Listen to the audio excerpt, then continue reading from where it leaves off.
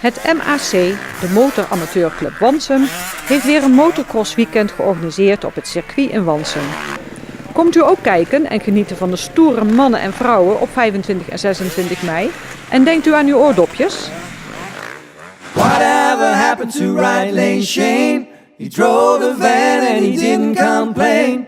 Nobody really knew his name or what became right lane Shane.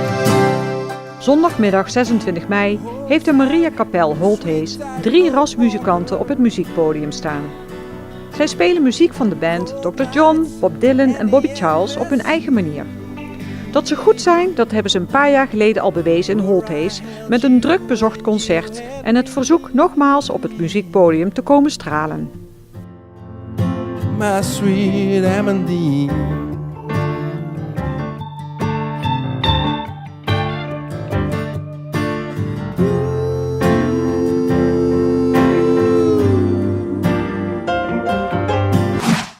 Vanwege 75 jaar bevrijding hebben Schouwburg Venray, Oorlogsmuseum Overloon en JOC IJsselstein de handen ineengeslagen. De voorstelling Oorlogsgeheimen is te zien in de Schouwburg en daarnaast is er in de vorm van een pluspakket de mogelijkheid een bezoek te brengen aan het Oorlogsmuseum in Overloon en het JOC bij de Duitse militaire begraafplaats in IJsselstein. Muziekvereniging Moed en IJver organiseert op 25 mei een avond met muziek en zang, uitgevoerd door inwoners van Blitterswijk en muzikanten die iets met het dorp gemeen hebben. Op het gevarieerde programma staat muziek van onder andere Toto, Queen en Robanaise. Ook zijn er diverse gastoptredens. Voor iedereen wat wils. Jongeren van de Kunstacademie van Maastricht exposeren een kunstwerk met als thema naakt in het oude Primera-pand in de Schoolstraat. Wie weet is het interessant om het komend weekend eens een kijkje te gaan nemen. De agrarische sector en horeca uit de regio Venray presenteren zich van donderdag 23 tot en met zondag 26 mei in het paviljoen op het Schouwburgplein. Kom proeven, ervaren en genieten van zowel muziek als allerlei en vooral veel smakelijks.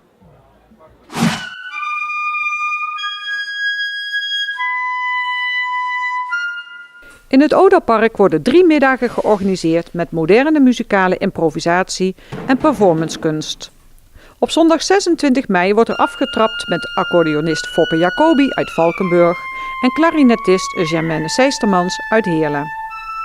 Zij wandelen vanaf 2 uur al musiceren door het Beeldenbos, waarna ze naar binnen gaan en zullen musiceren in het Combo Canto Perto.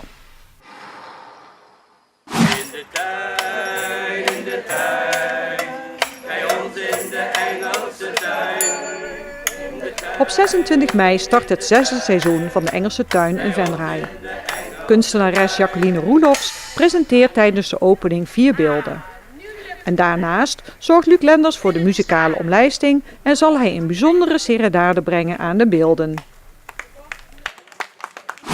In de bibliotheek van Venray is een tentoonstelling te zien over de agrarische geschiedenis van de 20e eeuw met onder andere de omschakeling van graanteelt naar veehouderij, de landbouwmodernisering en ruilverkaveling.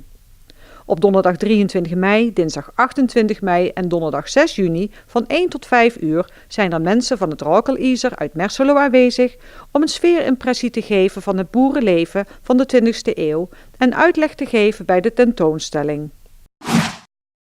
Orgelcomité Venray houdt ook dit jaar weer een concert op het orgel van de Grote Kerk.